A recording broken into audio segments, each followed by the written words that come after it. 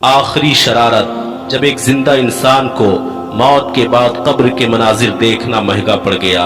एक इबरतनाक सच्ची कहानी। शाम का वक्त था। एक कब्रिस्तान में दो नौजवान खड़े कब्र की खुदाई करवा रहे थे।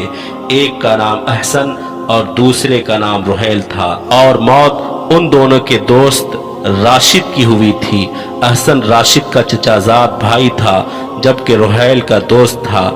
एक हफ्ते बाद राशिद की शादी थी, लेकिन खानदानी झगड़े की बिना पर राशिद का कत्ल कर दिया गया था।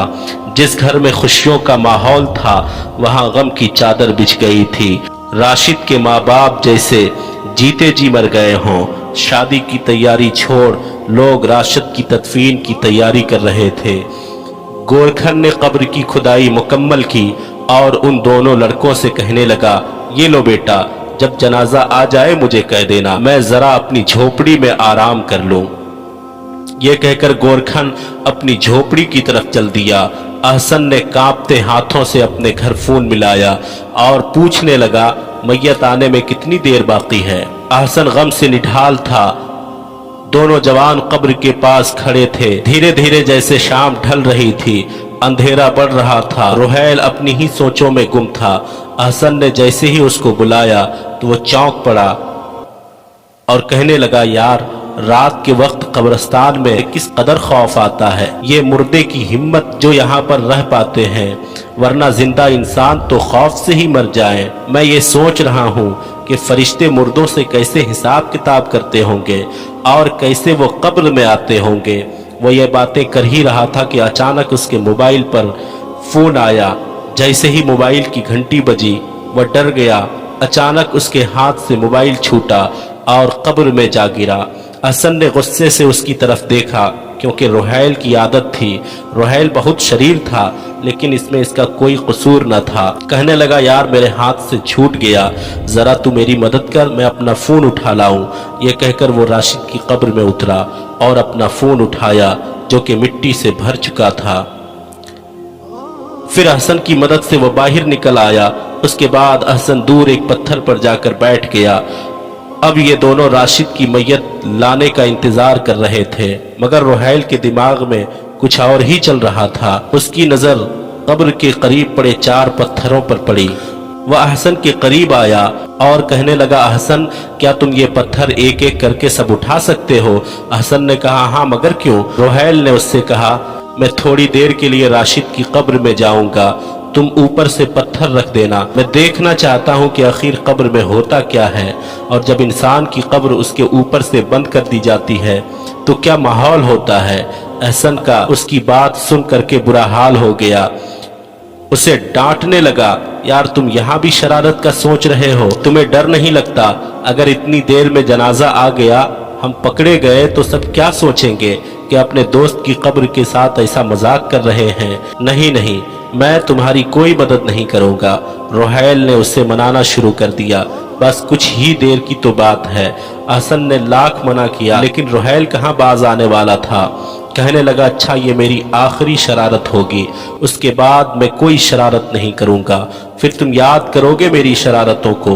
रुहैल के इतना मनाने पर अहसन मान गया और रुहैल बिल्कुल बेखौफ होकर राशिद की कब्र में उतर गया और अंदर बैठ गया।